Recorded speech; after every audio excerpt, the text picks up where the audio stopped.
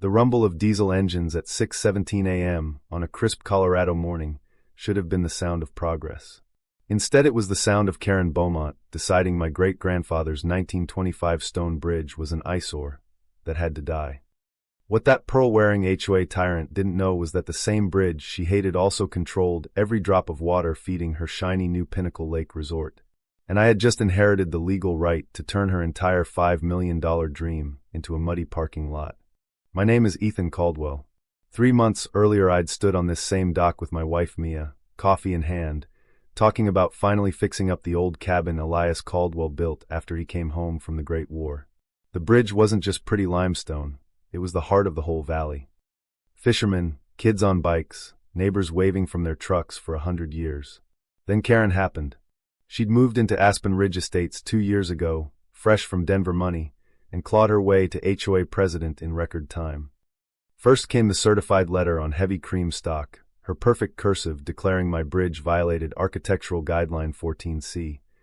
Structures must reflect contemporary mountain elegance. $500 a day fines if I didn't remove it within 30 days. I actually laughed until I read the fine print. That night I dug through my grandfather's attic and found the original 1924 water rights deed. Not just any deed. Flow Management Authority. Elias hadn't just built a bridge. He'd engineered the auxiliary spillway that could lower the entire lake by 18 inches in 6 hours. The resort's loan documents, public record, thank you very much, said if the lake dropped below that magic number for more than 72 hours, the whole $5 million construction loan got called due immediately. Karen's baby. Her husband Derek's security company. Their retirement. I showed up at the next HOA meeting with the papers spread like a royal flush. Karen didn't even blink. Times change, Mr. Caldwell. Progress requires sacrifice, she cooed, that condescending smile dripping honey and venom. The board, 5 of her golf buddies, voted 5-2 to enforce. Walking out, boots crunching on the gravel, I realized this wasn't about aesthetics. This was about erasing anyone who didn't match her vision of elevated living. The harassment started the next week. Derek's compliance officers, whose licenses had conveniently expired, cited me for grass too tall, mailbox too matte, fishing rod visible from the road.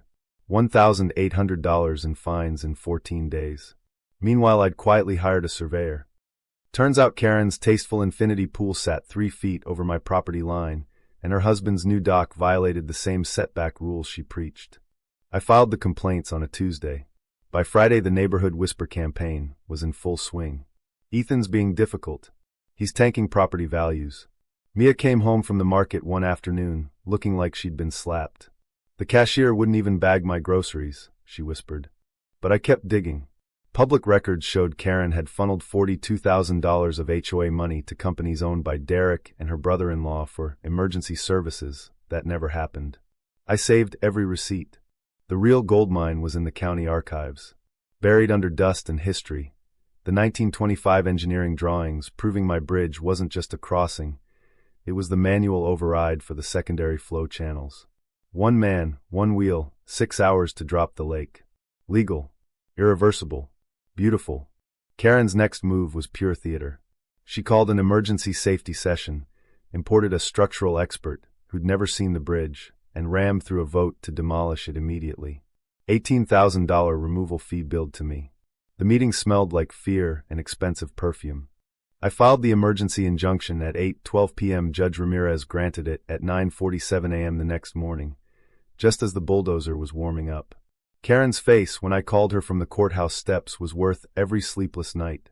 "This isn't over," she hissed. "Oh, sweetheart. It was just beginning."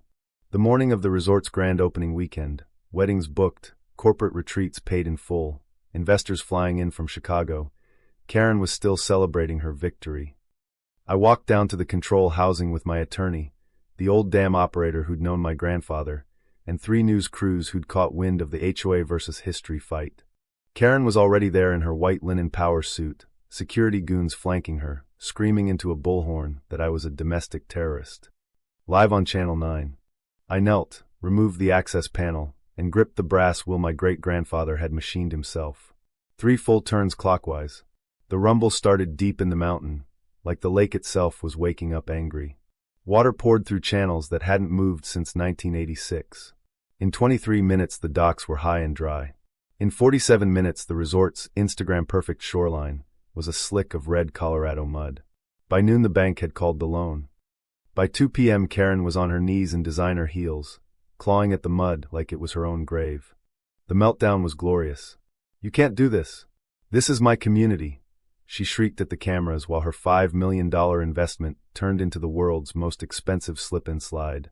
I just wiped my hands on my jeans and looked straight into the lens.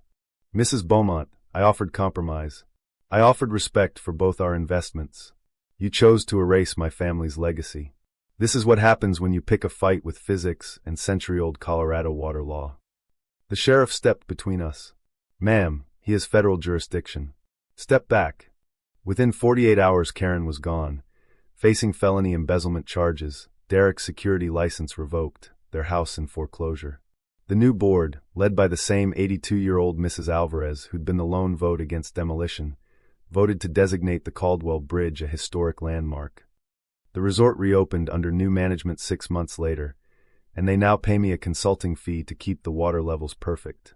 The bridge still stands. Every morning I walk across those hand-cut stones and swear I can hear my great-grandfather chuckling. Property values didn't crash, they climbed. Turns out people actually like living near real history instead of Instagram lies. And the best part? The state legislature is now debating the Caldwell Water Rights Protection Act.